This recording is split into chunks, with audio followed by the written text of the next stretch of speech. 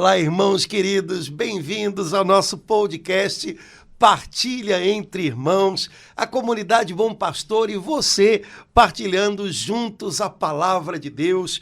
Mais uma semana com a graça de Deus, estamos juntos, esperando que você reaja aí. Se você puder, aperta no joinha para ajudar a gente a chegar a mais pessoas. Também, se não achar joinha, aperta no diz joinha, não tem problema. Se você quer mandar algum comentário, manda um comentário para a gente, é bom para a gente ver o que você está compartilhando também. E vamos juntos. Laura Beatriz, tudo beleza? Padre Antônio, tudo na força do Espírito Santo, com coragem, como o senhor fala sempre para a gente. Padre Antônio, última semana de agosto, Padre Antônio. E olha, que dizem que agosto tem 48 dias, esse ano passou rápido. Né? Muito rápido. A gente só tem 4 meses para terminar o ano. Olha, dá para parar e fazer uma boa reflexão. Vamos aproveitar, né? Porque normalmente a gente deixa para o final do ano para fazer reflexões. Mas se a gente fizer a essa altura, ainda tem 4 meses pela frente, pode ser que a gente possa, né, rearrumar alguma coisa, colocar nos trilhos alguma coisa que não está muito arrumadinha, muito ajeitadinha. Então, acho que seria uma boa maneira da gente encerrar o mês de agosto, fazendo uma avaliação um pouco de como estão as coisas, né? De como é que a gente está levando esse ano de 2023, que, piscando os olhos, dá a impressão de que já está passando. Vamos conversar um pouquinho sobre isso. A gente ainda tem, né, 4 meses fazer isso. Em novembro, dezembro é barra, né, Padre Antônio? Pois, ainda mais que começa, já é Natal na Líder Magazine, aquelas coisas todas de correria, o pessoal começa, porque vai chegando no dezembro, o pessoal ficando meio doido, né? Completamente. Então, vamos aproveitar agora para fazer esse balanço. Vamos embora. Laura, eu acho que uma boa palavra, né, que ajuda a gente a rever um pouquinho as coisas, porque no fundo, o modo como a gente administra esse negócio faz muita diferença na nossa vida, né? É a palavra tempo. O modo como a gente administra o nosso tempo faz muita diferença, né? Na realidade, quando a gente fala de tá acabando o mês, ou então só temos 4 meses, bom, tecnicamente temos 4 meses para que essa medição de tempo ela é um pouquinho arbitrária, mas na verdade como a gente vive o tempo presente, isso faz muita diferença. Então eu acho que seria uma boa maneira, e talvez uma maneira diferente da gente fazer um balanço de vida nesse comecinho ainda de segundo semestre, né? Se perguntar um pouquinho ou procurar na Sagrada Escritura o que ela diz a respeito disso, administração do tempo. Se eu não me engano, o padre Anselm Grun tem um livro que tem, se não tem esse nome, o nome é parecido, né? Como administrar o tempo. E é interessante porque ele é monge beneditino, né? Então, uma das coisas, quando a gente lê a regra de São Bento, assim, que ficam mais claras, é o quanto São Bento ele procura criar um ritmo no tempo dos monges, né? Um ritmo que, ao contrário do que eu estou fazendo aqui, não é uma mera repetição, né? Mas um ritmo no qual existe uma boa rotina que eventualmente é quebrada por festas, por exemplo, né? As festas do ano litúrgico, mas que dá uma certa segurança, né? Então, não é rotina boa, não é a mera repetição de coisas que depois de um tempo a gente está, né? Mas o viver o tempo presente com algum ritmo, tendo um compromisso de manter algumas coisas que nos obrigam a parar, respirar, mudar de atividade. Então, isso é uma característica do jeito como, por exemplo, São Bento organiza a vida do mosteiro, dos monges, e o padre Anselm Grun, que é um conhecido, né, autor católico e tal, ele fala muito sobre isso, porque é a experiência dele, né? O próprio lema, ora e labora, já mostra isso, né? Uma alternância com ritmo. Um dos problemas nossos é que a gente hoje não tem ritmo, né? É tudo... Né? É como se a gente tivesse sempre sendo arrastado para coisas novas. Algumas pessoas dizem, eu não tenho um dia igual ao outro. Tá, mas um pouquinho de ritmo, né? Um pouquinho eu acho que a palavra certa é essa, né? Isso faz falta.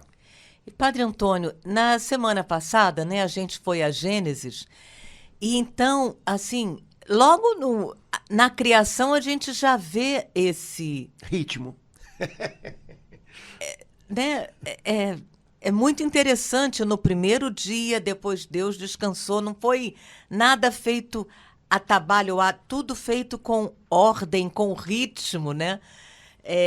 Depois, no Pai Nosso tem a palavra hoje, né? Na Ave Maria tem a palavra agora, e na hora da nossa morte, que já nos faz pensar no sentido do tempo. Então, eu creio que Deus, ainda em agosto, quer nos levar a refletir como é que a gente está vivendo esse tempo. Se a gente seguir, olhar um pouquinho, né, desde a criação, é tão bonito aquele relato, né, no primeiro dia, isso nos leva a ver assim, como é que a gente está levando a nossa vida. Sim. Também. E, na verdade, a observância do sábado, né, como a gente pode dizer, é um mandamento fundamental para os judeus, né, na aliança, na primitiva aliança.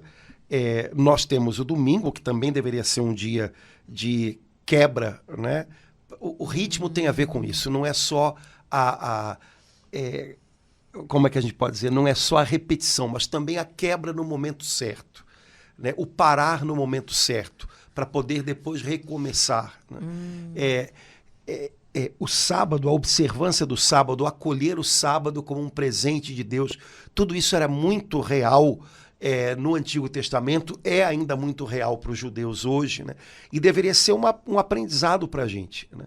É interessante porque uma vez eu ouvi uma pessoa pregando sobre a criação, e no 7º dia Deus descansou porque ele viu que tudo era bom, e há pessoas que parece que não conseguem descansar porque parece que nunca conseguem dizer tá bom, foi legal, valeu.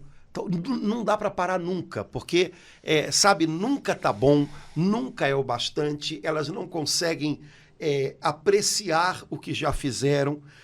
Isso é falta de ritmo, né? Isso é falta de cuidar do aproveitamento bom do tempo, né? Então, na nossa vida, de vez em quando, a gente tem que dar uma paradinha e dizer, valeu, tá feito, vou parar, vou descansar, vou dar um tempo para começar de novo, ou para começar algo novo daqui para frente. Deus fez isso no início, certamente para nos ensinar a fazer igual, né? Mas nem sempre a gente é muito bom nisso, né? Nem sempre a gente é bom em parar, reconhecendo, não, o que eu fiz até agora está bom, vamos dar uma paradinha, né? Deus apreciou o que fez. A gente não consegue fazer isso, né? A gente não consegue curtir o que a gente fez, porque nunca dá para parar, nunca tá bom. A gente usa muito essa expressão, né? Tô correndo atrás do prejuízo, e a gente parece que está a vida inteira correndo atrás, né? E tá sempre atrasado, tá sempre em desvantagem, né? Então, saber vivenciar o tempo, né? Lembrando daquela passagem do Eclesiastes, né? Há um tempo para tudo debaixo do sol. Incrível aquela passagem, né? Há um tempo para começar e para terminar, um tempo para chorar e um tempo para rir. Quando a gente entende isso, nossa, a gente consegue iniciar tempos novos, a gente consegue encerrar etapas que têm que ser encerradas. Padre Antônio, a igreja ensina isso de uma forma linda, né? Os tempos litúrgicos, né? Ao longo do ano, né? Nos dando ritmo, nos mostrando e nos ensinando também. Sim, é interessante porque a gente tem tempos fortes de penitência, como a Quaresma, né? Tempos de preparação, o Advento, mas depois a gente tem tempos de alegria, em que é quase um mandamento da igreja que a gente se alegre. Por exemplo, durante o tempo pascal, se você pensar entre Páscoa e Pentecostes, são 50 dias em que a igreja está dizendo, vire-se, alegre-se, Jesus ressuscitou, né? E ter que aprender a se manter alegre por causa da ressurreição do Senhor, apesar dos pesares. Isso também é um aprendizado, né? E ter que aprender a esperar a celebração de uma festa, a gente também não é muito bom nisso, né? A gente gosta de antecipar tudo, né? Quando a gente é criança, a gente quer comer ovo de Páscoa ainda no terceiro domingo da quaresma, né? Então, saber esperar para celebrar no momento certo, prolongar alegrias que devem ser cultivadas, como a gente aprende a fazer no tempo pascal. Tudo isso é um aprendizado que a gente vive no ano litúrgico da igreja, né? E que deveria ser um aprendizado que fecundaria a nossa vida, a nossa maneira de viver também as coisas cotidianas, o dia a dia, né? É saber esperar o momento oportuno para celebrar, para extravasar a alegria, saber prolongar alegrias que merecem ser prolongadas, não passar muito rápido por cima das coisas. A gente faz muito isso, né? A gente se alegra com uma coisa, mas parece que logo, né, já passa por cima e vamos embora, né? Qual é a próxima? A igreja celebra a Páscoa durante 50 dias. Então, calma, não é para procurar a próxima. Vamos viver isso aqui, né? Vamos nos alegrar por isso daqui. Então, se a gente parar para pensar, tudo isso é ensinamento também para o jeito como a gente lida com as estações da nossa vida, com as épocas da nossa vida, né? E quando a gente aprende a lidar bem com o tempo, quando a gente aprende que, olha, agora talvez não seja tempo de colheita, mas é tempo de lançar semente, vou fazer isso, né? Quando a gente aprende, olha, agora é tempo de luto e eu vou viver esse luto e não vou fugir dele, eu tenho que vivê-lo para que ele possa se arrumar dentro de mim. Quando a gente aprende a perceber, né, que no fundo, cada tempo pode ser um tempo em que Deus, de modos diferentes, está trabalhando, mexendo na gente, a gente vive a vida de um jeito melhor. Padre Antônio, a palavra toda, eu acho assim, enquanto o senhor falava, eu vislumbrei, de uma forma ou de outra, fala do tempo. Mas tem um versículo daquele salmo que cada vez que eu volto nele, eu paro nesse versículo. Ensina-me a contar os nossos dias, para que venhamos a ter um coração sábio. Como é que está? Aqui está na Bíblia de Jerusalém, na Bíblia do Senhor. Na liturgia das horas ensina-nos a contar os nossos dias, para que tenhamos no coração sabedoria, uma coisa mais ou menos assim. Essa tradução da liturgia. Pois é. Ensina-nos a contar os nossos dias, na verdade, é lembrar que eles têm uma conta fechada. Eles não vão durar indefinidamente. Portanto, quando eu lembro que eu tenho um tempo, eu aprendo a aproveitar esse tempo. E ter sabedoria, no fundo, é um pouco isso. É aproveitar cada tempo. Eu cresci, né, quando eu era adolescente, com aquela música do Legião Urbana, né, temos todo o tempo do mundo. Só que isso é uma música de adolescente. E o que faz a gente se tornar sábio é a gente descobrir que não é assim. A gente não tem todo o tempo do mundo, né? A gente tem um tempo definido, um tempo que a gente conta. E quando a gente aprende a cuidar desse tempo, isso nos torna sábios. Quer dizer, uma pessoa sábia que consegue aproveitar, ou pelo menos viver com equilíbrio, cada etapa do seu tempo de vida, né? A gente poderia falar de aproveitar os momentos bons, aqueles momentos em que as coisas são favoráveis, e também a gente pode falar de aproveitar os tempos ruins, mas isso pode soar estranho para a gente. Então a gente tem que aprender a suportar os tempos ruins, sabendo que eles também estão contados. No fundo é isso, né? A pessoa sábia, ela sabe que os dias ruins também estão contados. Portanto, ela não vive os dias ruins como se tudo fosse acabar ali, né? Como se não tivesse solução. Não, eu estou passando por uma etapa ruim, mas essa etapa ruim não vai durar eternamente. Então eu vou administrar esse tempo difícil para que talvez eu possa até fazê-lo diminuir, mas eu não vou me sentir escravizado por ele, né? Porque quando a gente se deixa escravizar pela impressão de que os tempos ruins vão durar para sempre, isso mata a esperança da gente, o ânimo para a gente viver, todo o resto, né? Então, ter sabedoria, segundo a Bíblia, significa saber contar os seus dias. Ou seja, eu não tenho todo o tempo do mundo, eu tenho um tempo limitado, que eu não sei qual é, mas que é limitado, é contado, né? Não é indefinido. Portanto, eu preciso aproveitar esse tempo.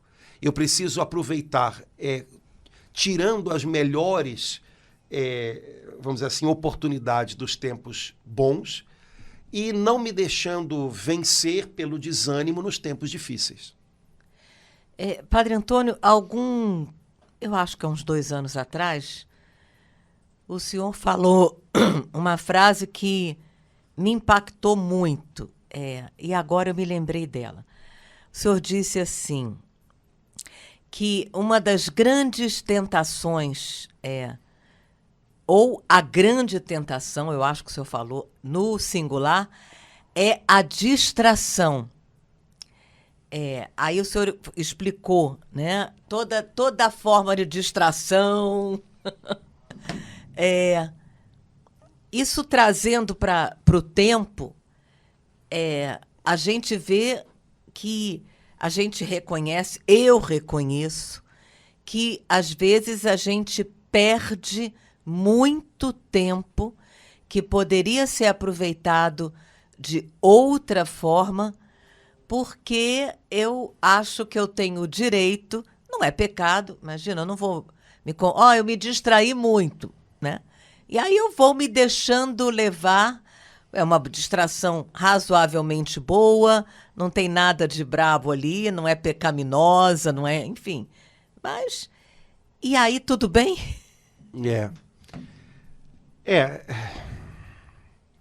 Deus tem algumas exigências um pouco diferentes de pessoas diferentes, né? Mas, no geral, o que você está dizendo serve para todo mundo, né? É claro que todo mundo tem direito, e é uma coisa que a gente comentou quando fala, por exemplo, do sábado, né?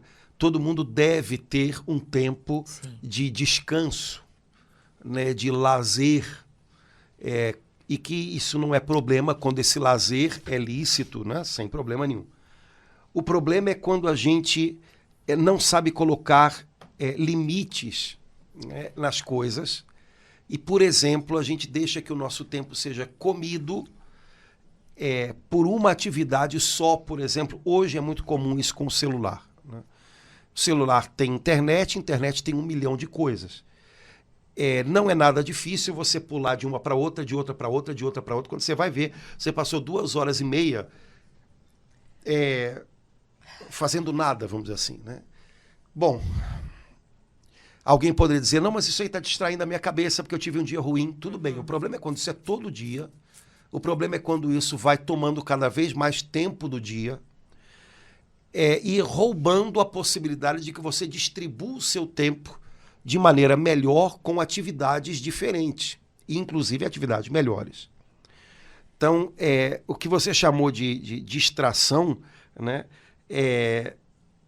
Vamos dizer assim, do ponto de vista espiritual, a gente pode chamar de inutilidade, né? Então, é perder o tempo, né? Tempo é a coisa mais preciosa que a gente tem. Antigamente se dizia que tempo é dinheiro, né? Tempo é muito mais do que dinheiro. Porque dinheiro você pode perder e daqui a pouco você faz uma coisa lá e você ganha de novo. Tempo não dá, né? Então, saber aproveitar o tempo, tendo um tempo de descanso. E aí o seu descanso é o quê? É ver um filminho, um desenho, tudo bem. Mas não deixando que essas coisas se dilatem ao ponto de você perceber que você ficou prisioneiro de uma atividade única, né? E que, no fundo, inutilizou tempo que você poderia usar para uma série de outras coisas. Esse é que é o segredo do negócio. E eu acho que hoje a gente não falaria nem tanto só sobre tempo ao falar sobre isso, né? Mas também sobre vício, né? Normalmente, uma das definições que se dá sobre estar viciado em alguma coisa é a quantidade de tempo que aquilo mobiliza de você e que te rouba tempo de outras coisas que deveriam fazer parte do seu dia, né? Se a gente for pensar desse modo, talvez haja muita gente já viciada, né, em atividade de internet, no celular e tal, que de fato precisavam de um freio. Normalmente as pessoas costumam de reclamar muito quando o assunto é oração, que não tem tempo para rezar, né? Tá, então, como é que a gente vai se virar quando no dia do juízo a gente, né, estiver diante do Senhor e ele disser para a gente, pois é, mas você não teve, você não rezou. E aí a gente vai dizer, mas Senhor, eu não tinha tempo. Ele vai dizer, pois é, mas você passava 2 horas e meia no celular vendo meme. Que a gente vai falar, né? Então, é interessante porque normalmente a desculpa para falta de oração é falta de tempo. E se a gente parar para pensar um pouquinho, é a desculpa mais esfarrapada que existe. Na verdade, é falta de prioridade. Eu tenho tempo para o que eu priorizo. Se eu considero que oração é importante, que é uma coisa sem a qual eu não vou viver bem, ela é minha prioridade, eu vou ter tempo para ela. Se não for a minha prioridade, eu só tenho tempo para aquilo que é prioritário. Eu escolho com o que gastar o meu tempo por uma lista de prioridades. Se eu não considero oração prioritária, se o que eu considero prioritário é esvaziar minha cabeça com memes ou com alguma coisa engraçada na internet, eu vou ter tempo para aquilo, só que eu vou piscar o olho e de repente eu vou ver que eu fiquei 2 horas e pouco ali naquele negócio. E isso roubou o meu tempo, por exemplo, de oração ou de outra coisa que é muito comum hoje, o tempo de convivência com a família. Então, como é que eu estou administrando o meu tempo, né? O que é que eu estou priorizando no meu dia? Será que é uma verdade que eu não tenho tempo para rezar? Ou será que é apenas uma desculpa muito esfarrapada? Porque, na verdade, nos últimos dias ou semanas, eu tenho ficado 2 horas e pouco na internet vendo nada. Então, como eu posso dizer que eu não tenho tempo para rezar? Né? Essa desculpa não tem cabimento, né? Então, reconhecer como eu estou administrando o meu tempo, de alguma maneira tentar quantificar um pouco isso, porque algumas coisas a gente só percebe quando a gente de fato quantifica, né? Às vezes é uma necessidade, deveria ser parte do nosso exame de consciência, né? Como eu estou gastando o meu tempo. Afinal de contas, é com o meu tempo que eu vou conquistar a eternidade. Com o uso do meu tempo que eu vou conquistar a eternidade, porque o que eu faço ou deixo de fazer tem a ver com isso, né? Então, acho que seria uma coisa legal que quando a gente vai fazer o nosso exame de consciência diário, ou enfim, que a gente começasse também a se questionar a respeito disso. Como eu hoje administrei o meu tempo? Se no final do dia eu digo, infelizmente hoje eu não tive tempo para rezar, mas eu paro para pensar e digo, caramba, mas eu fiquei no sofá 2 horas e pouco vendo internet. Então eu já sei que a desculpa de não ter tempo para rezar é apenas uma desculpa. E se eu não começar a mexer nisso, vai ficar muito ruim para mim no dia que eu estiver diante do Senhor e disser para ele, mas Senhor, sabe que eu não tive tempo. Dizem que passa um telão lá, né? Então, vai que no telão aparecem as horas que eu fiquei na internet. Então é melhor não deixar para cima da hora, né? Arrumar isso logo. Enquanto o senhor falava, eu lembrei da parábola dos talentos. Meu Deus, que temor de Deus, né? Colocar a parábola dos talentos como tempo, né, Padre Sim. Antônio? Nossa, Deus me deu, sei lá, 70, 80 anos de vida, 90 anos de vida. O que eu fiz com esse tempo? O senhor me deu, eu achei que era para eu usar assim, então eu não usei. Nossa, a gente pode fazer que nem aquele último homem da parábola dos talentos, Padre Antônio. Chega no final da vida, vê porque enterrou, né? Enterrou o que recebeu de Deus. E por outro lado, tem gente que em muito pouco tempo consegue fazer muito, né? Santa Teresinha morreu com 24, nossa. Santa Maria Gorete com 12. E por aí uma multidão, né? Quer dizer, com tão pouco tempo conseguiram fazer tanto. No fundo, é uma questão de escolhas, né? Como eu cultivo o meu tempo, o que eu priorizo na minha vida. Se a gente parar para pensar, às vezes a gente está priorizando coisas, talvez sem ter elegido essas coisas de uma maneira consciente, mas a gente pode ter, a gente pode estar gastando o nosso tempo e priorizando algumas coisas que, sinceramente, são inúteis, né? E, meu Deus do céu, a gente só tem essa vida para fazê-la frutificar. né? E aí, né? O risco que a gente corre é sempre pensar que amanhã dá para mudar isso, né? Então aí entramos num outro problema a respeito de tempo, que o pessoal fala tanto hoje, que é procrastinação, né? Deixar para depois, né? Deixar para depois. A Beata Helena Guerra, que era uma mulher inteligentíssima, né? Ela tem uma das frases dela que eu mais gosto, porque na verdade é uma das mais assim, realistas, né? Ela diz mais ou menos assim: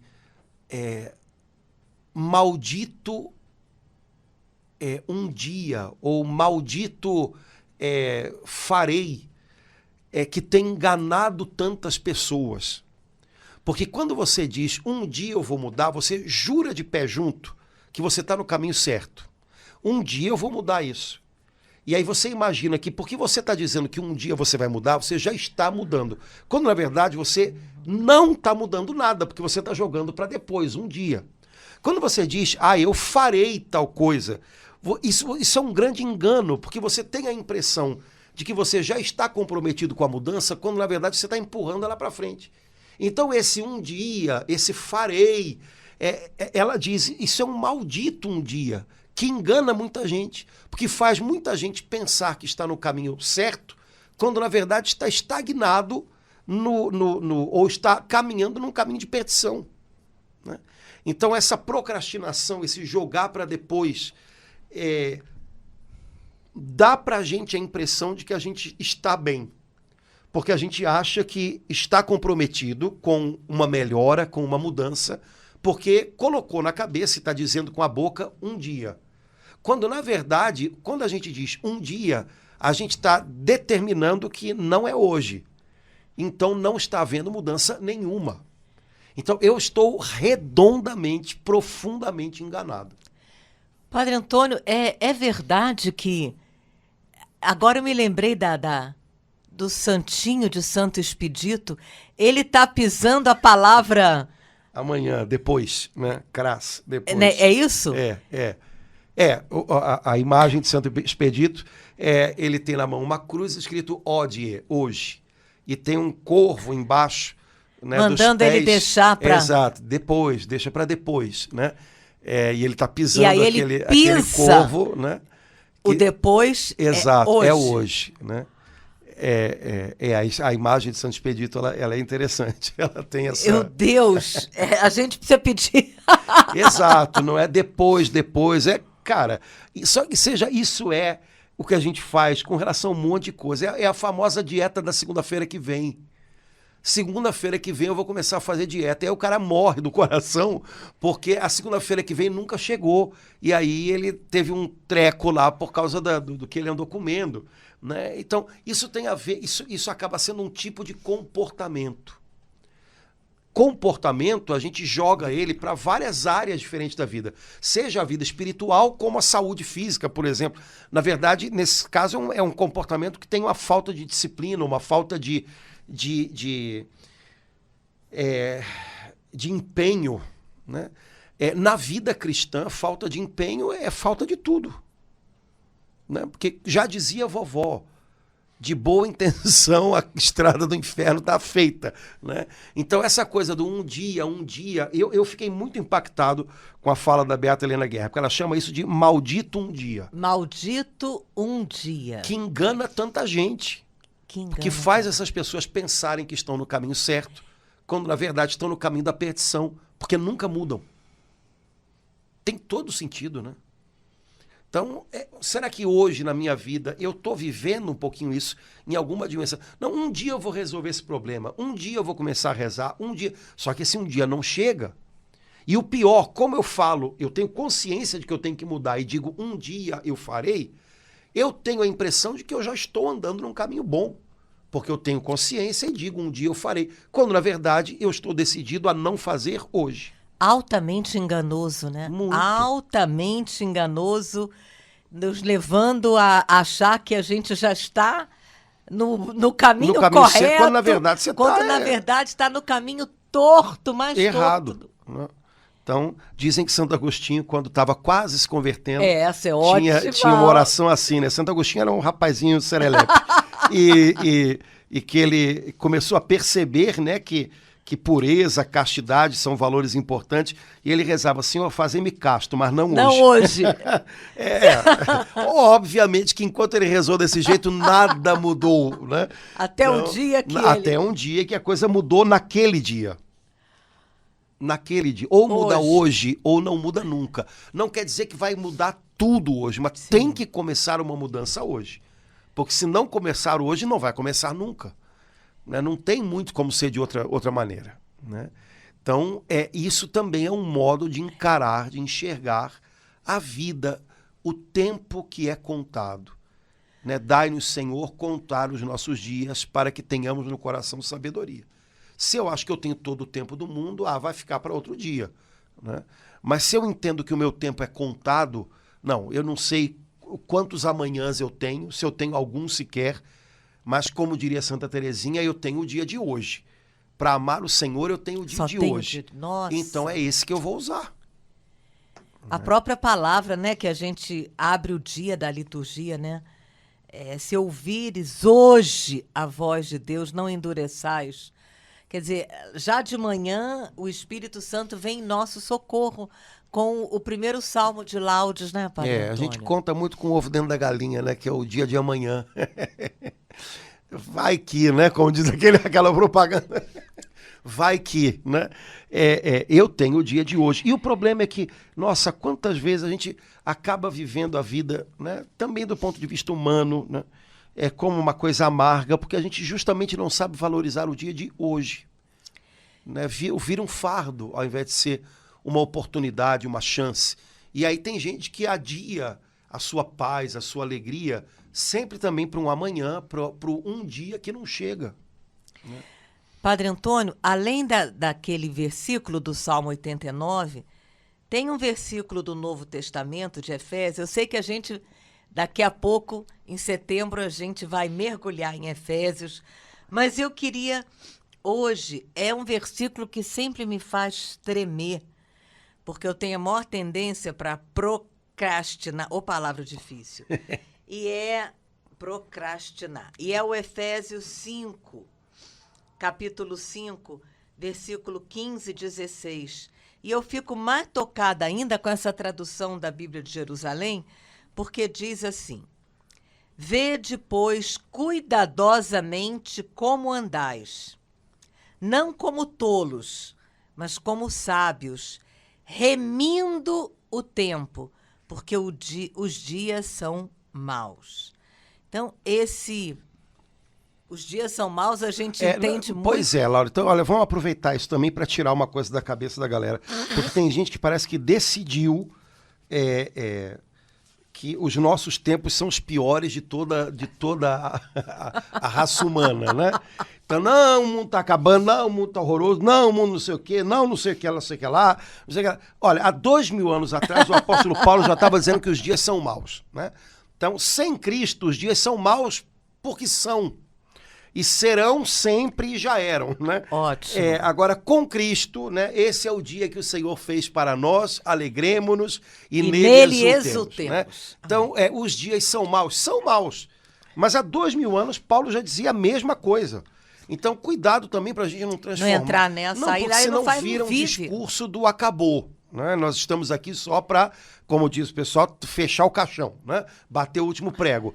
Pelo amor de Deus, a nossa tarefa é anunciar o Evangelho, a nossa tarefa é aproveitar as oportunidades que Deus nos dá neste tempo, é entender o que o coração do homem, que sempre precisa de Cristo, é entender o que o coração do homem precisa hoje e mostrar que Cristo continua sendo a resposta também hoje. Então, não sabe, cuidado. Entra naquelas, dá mais ponto pro demônio pro capeta, do que pra... e umas coisas engraçadas, né? Porque Jesus, a Escritura diz, ele não veio para condenar o mundo, mas para que o mundo seja salvo por ele. Eu acho que tem gente que pensa assim, olha, ele não veio para condenar o mundo, mas eu vim, me dá aqui, eu condeno, né? E pronto, acabou, não tem jeito, ele tá tudo perdido. Ele não veio para condenar, mas eu condeno. Mas eu vim, né? Então, alto lá, né? Pelo amor de Deus, né? Então, que estamos vivendo tempos esquisitos, ruins, sei lá, o nome que se queira dar, ninguém duvida. Mas o que a gente vai fazer com isso? Né? Deus nos deu esse tempo. Então vamos vivê-lo como uma oportunidade para anunciar o evangelho e vida que segue, né? Então, primeira coisa, os dias são maus. Já eram, viu? Paulo é que está dizendo isso. Então, tá Há até 2000 aí anos atrás, tranquilo, né? Igual. Agora, o que ele diz aqui existem dois tipos de condutas. A conduta do insensato e a conduta do sábio, que aproveita ciosamente o tempo. O insensato, então, né, não está descrito aqui qual é a conduta do insensato, mas a gente supõe que é a conduta diferente, contrária à do sábio. O sábio aproveita ciosamente o tempo. O insensato não aproveita o tempo, né? Não aproveita, ou seja, não prioriza aquilo que de fato é importante. O propósito de Deus, a sua alma, a sua salvação eterna, a missão que Deus lhe confiou na vida de outras pessoas, tudo isso deveria ser prioridade. Ou seja, o nosso tempo deveria ser contado a partir dessas coisas. Inclusive, alguém que está sofrendo, que por um telefonema meu já poderia ter um dia diferente, um dia novo, né? Então, pergunta, eu estou vivendo como insensato? O insensato procrastina, o insensato deixa para depois, o insensato não sabe viver cada tempo, cada etapa da vida, sabendo que aquilo não vai durar para sempre, ou Padre seja... Antônio, o insensato é a virgem imprudente, né? Daquelas... Não está vigilante, não tá atento ao que está acontecendo, né? E o tempo passa e a pessoa não percebe, né? As alegrias passam e ela não se alegra, as tristezas passam e ela não percebe, né? Então, sejam sábios que aproveitam ciosamente o tempo. Então, sabedoria significa não perder tempo, né? Não deixar o tempo escapulir sem que ele seja algo fecundo. Aí, como você leu na tradução da Ave Maria, significa remir o tempo. Bonito isso, né? Porque quando Cristo, que é o Filho eterno de Deus, entra na nossa história, ele transforma o tempo num veículo de salvação. Então, o tempo que eu vivo é um tempo que eu posso aproveitar para a eternidade. Antes de Cristo, sem Cristo, o tempo é só algo que escapa pelas minhas mãos e que me envelhece. São Paulo diz isso em outro lugar, né? Ainda que o homem exterior envelheça, se desconjunte, o homem interior se renova de dia para dia. Ou seja, desde que o Filho eterno de Deus entrou na nossa história, ele transformou o tempo também em algo salvo. Jesus salvou o tempo. Jesus transformou o tempo de uma realidade que nos encarquilha, que nos envelhece, numa realidade que nos aprimora para a eternidade. Eu tenho que viver o meu tempo desse jeito, né? E aí isso também é uma escolha, também é uma prioridade. Eu vou viver o meu tempo como uma coisa que está escapando de mim e que está me tornando cada dia mais amargo, encarquilhado, ou eu vou viver o meu tempo como uma coisa que me aprimora, como uma oportunidade, cada dia uma nova oportunidade para me aprimorar para a eternidade. Isso também parece que é uma escolha. O tempo vai passar para todo mundo. Agora, o modo como ele passa para mim, né, o modo como eu entendo esse passar do tempo, é um desses dois, né? Padre Antônio, dos 33 anos de vida de Jesus, ele passou 30 anos fazendo mesa, fazendo cadeira, consertando móveis, e toda a obra de salvação, meu Deus, ele fez em 3 anos tudo que ele... Mais ou menos. Não é bem assim, não. Ele nos salvou fazendo mesas, fazendo cadeiras, porque ele remiu o tempo. Na verdade, Jesus não estava só fazendo mesa, ele estava obedecendo, né? Obedecendo à vontade do Pai, obedecendo aos pais dele, né? Humanamente falando. Então, ele estava remindo o tempo. E a salvação não é só algo que Jesus faz ao final da sua vida. Na medida em que ele assume o nosso tempo, assume o nosso dia a dia e vive tudo em obediência ao Pai, ele está salvando. Tudo está sendo renovado, né? Eu renovo todas as coisas. Então, esses 30 anos ocultos, né, silenciosos, corriqueiros, eles são talvez uma maneira do Senhor mostrar que essa nossa vida, que na maior parte das vezes é feita de coisas corriqueiras, né, silenciosas e tal, essa nossa vida pode ser o ambiente onde Deus está nos salvando, onde se nós também estamos a cada dia obedecendo ao chamado e à vontade de Deus, Ele está nos salvando ali, né? Então, o mistério da nossa salvação, ele abarca toda a encarnação do Filho de Deus, desde o ventre de Nossa Senhora até a ressurreição e a glorificação.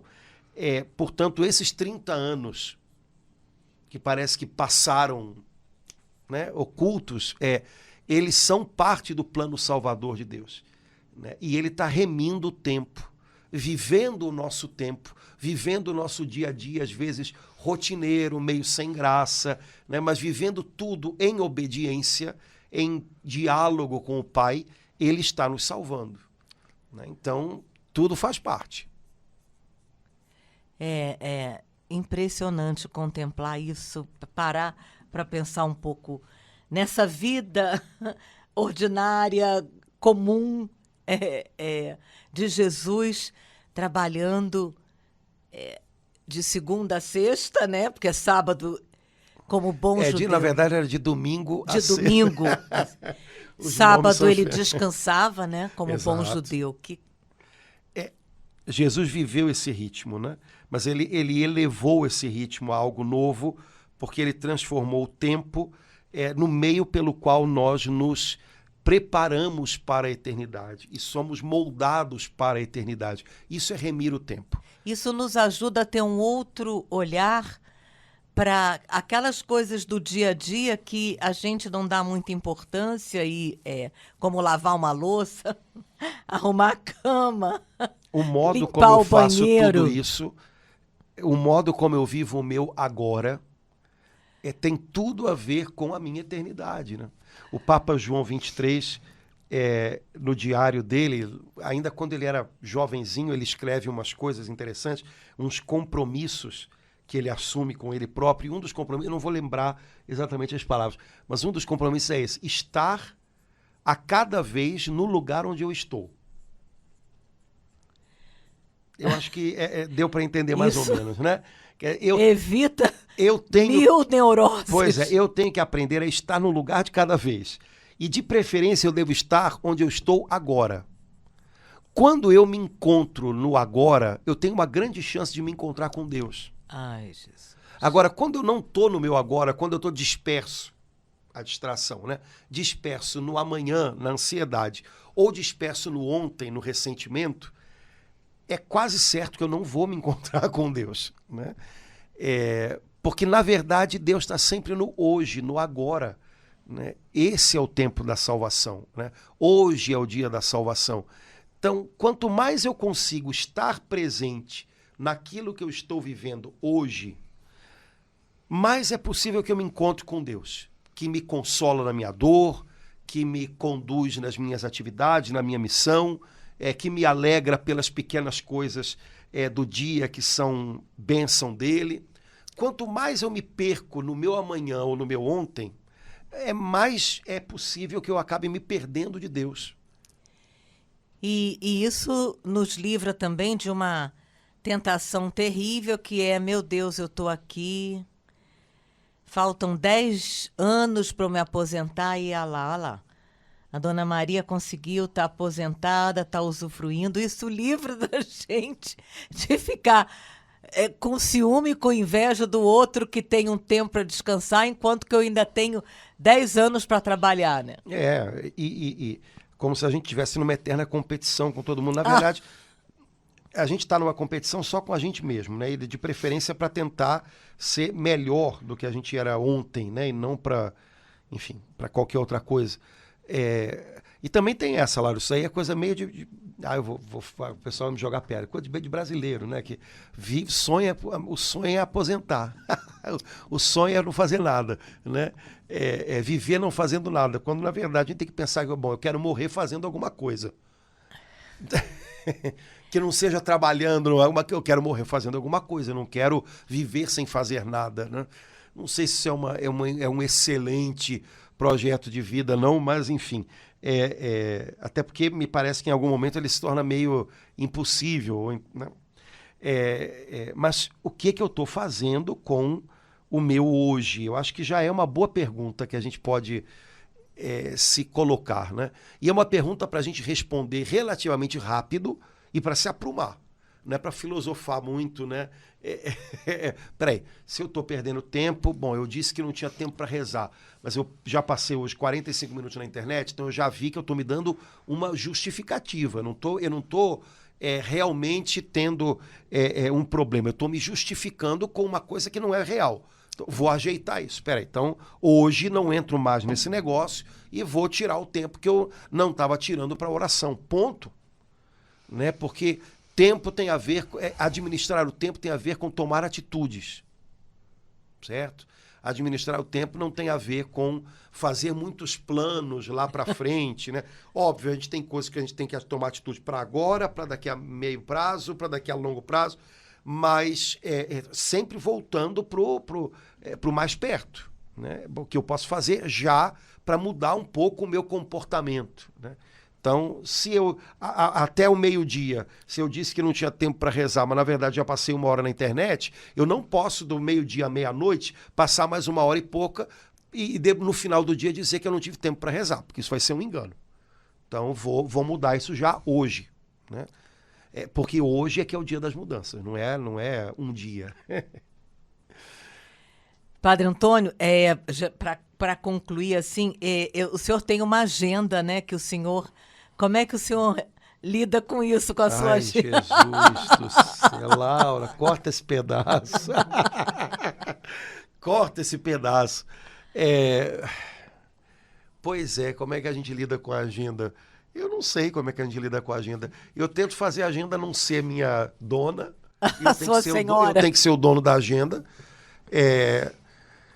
Tem algumas coisas que tem que ser prioridade no dia e a gente tem que tentar salvá-las. É muito difícil, porque a gente tem uma vida muito corrida sempre, mas o ritmo é importante. Então eu estou tentando criar um ritmo em algumas coisas para que esse ritmo me salve de ser atropelado pelo dia. Quando você vai ver, nossa, eu fiz 1 milhão de coisas, mas não fiz às vezes o que devia, né?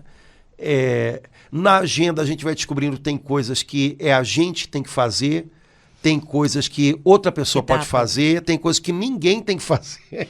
Ainda tem isso. E tem coisas que eu posso pedir para outros fazerem. A gente vai descobrindo, na verdade, o que é para a gente fazer. Eu acho que tem um pouco disso também, né? A gente se engana muito de que a gente tem que fazer tudo o tempo inteiro. E não é bem assim, né? Eu não tenho condições de fazer tudo o tempo inteiro e há coisas que, de fato, não devo ser eu a fazer. Então, se eu posso pedir a ajuda de outra pessoa, por que não? Não é? Se eu posso reconhecer, olha, isso aqui não é para mim, alguém pode fazer melhor, por que não? Possivelmente vou acabar encontrando tempo para fazer o que, de fato, eu preciso fazer, né? Então, minha relação com a agenda é meio conflituosa, mas é porque ela está sempre cheia de um monte de coisa. Então, tentar discernir o que é necessário e o que não é, tentar discernir o que é ritmo que eu não posso deixar de lado, porque senão vai prejudicar, né, o meu caminho com Deus, vai virar depois eu faço, e isso é um engano. Identificar essas coisas é muito difícil e organizá-las, né? Tomar atitude, mas é uma coisa com a qual a gente tem que estar comprometido. Padre Antônio, eu acho que valia a pena hoje, 30 de agosto, né? Daqui a pouco a gente entra em setembro, temos 4 meses ainda. Valia a pena, sim, a gente ainda, em agosto, a gente pegar a nossa agenda, ainda faltam 4 meses, e ter uma conversa com Deus, com a nossa agenda, né? Não apenas com a nossa Bíblia. Enquanto o senhor falava isso, me deu esse desejo. Ter uma boa conversa com Deus, com a nossa agenda, desses 4 meses que faltam. Para ver se sobrou espaço para ele preencher alguma coisa. Meu Deus. Porque às vezes a gente preenche tanto, né, que não sobra espaço. Não sobra espaço para ele? Para ele preencher nada, né?